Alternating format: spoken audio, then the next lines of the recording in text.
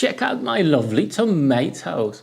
They grown absolutely beautifully, and I just love the smell of them, of the plants themselves. And welcome to my channel. You are watching Casual Gardening and Cooking. In today's video, I'm going to take you through the whole process of when to start transplanting them and how to transplant tomatoes. It's a very important step to actually get nice, big and healthy tomato plants that will give you fantastic harvest in the summer. So let's start. Tomato plants absolutely love transplanting, and it's very beneficial to this type of plant. As you can see, the stem of my tomatoes is actually nice and thick. However, it's a little bit long, okay? A little bit stretched out, but that's fine when it comes to tomatoes. Now, as you can see, over here, you've got two leaves. These are the fake leaves, okay? And over here, we've got the true leaves. In total, I've got 4 now. And that means I can start transplanting them.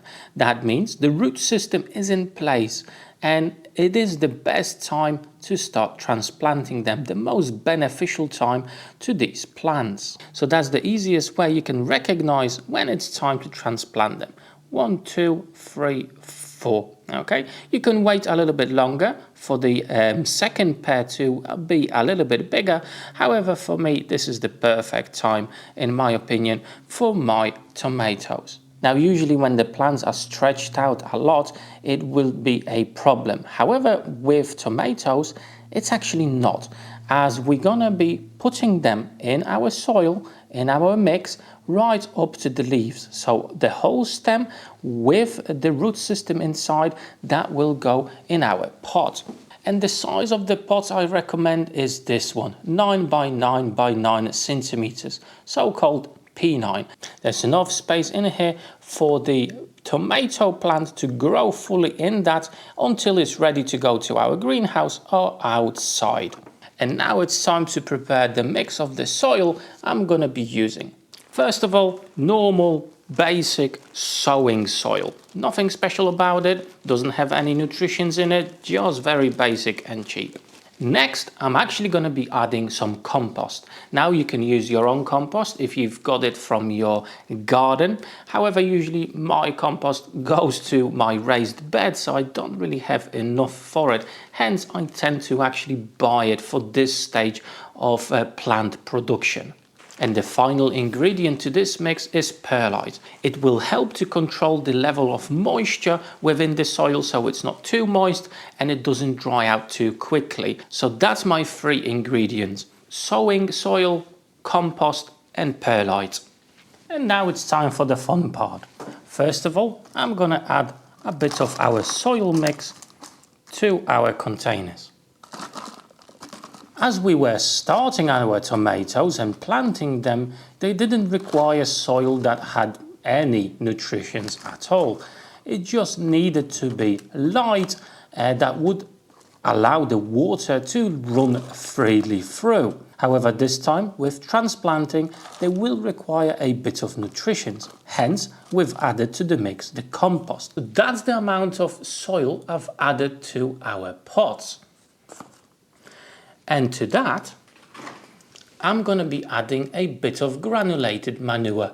Absolutely fantastic ingredient, fantastic food for our plants. No chemicals, all natural, and it will do wonders for our plants.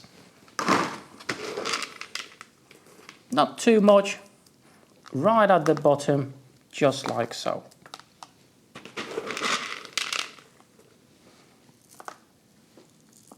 Now I'm going to add another thin layer of soil on top, not too much.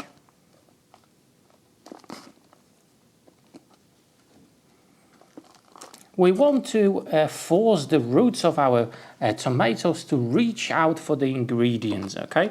Healthy root system will eventually create a nice and healthy plant. Now, very carefully, we need to take out our plants. Try to take it out with the whole package of soil. And look at that, I can see we've got plenty roots going on. Really nice system here. and it goes to our pot. Now remember, as I said, we can actually plant it quite deep, okay? So the soil can reach the level of the leaves, just over here. If you're gonna be managing a plant like this, always grab by the leaves. Don't grab the stem. If you damage the stem, well, you're gonna damage the plant and usually they will not recover. However, leaves, they will grow back.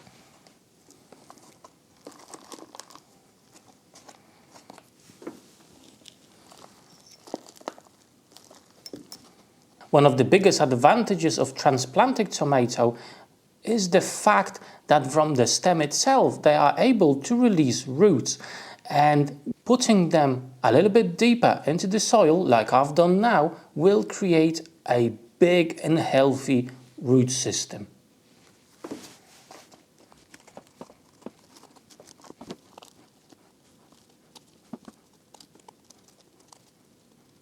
And with that done, there's two more very important steps. First of all, make sure you've got a tag with the name of what plant it is and what variety, okay? Otherwise, it's quite easy to lose yourself and then later on mix up your plants. And in addition, on top, I'm just gonna sprinkle a bit of perlite, okay? Just to make sure that the soil will not dry out too quickly and the right level of moisture will be held by the soil itself. Right, so these are now sorted, but I've got plenty more to go. Give me a few minutes and I'll come back to you. And now the last thing to do is to water our tomatoes. Make sure do not put water on the leaves of tomatoes, they really don't like it, and that could promote some rot and some diseases. So always try to put the water just beneath the stem or on the surround soil rather than on the leaves themselves. And there you go, guys, one more step closer to a fantastic harvest of beautiful and gorgeous tomatoes. Now, as you can see, that's the process I'm following, and so far over the 3-year period I was doing this, well, it did give me really good results, and I can't see any difference this time. Hence, I wanted to share this process with you as well.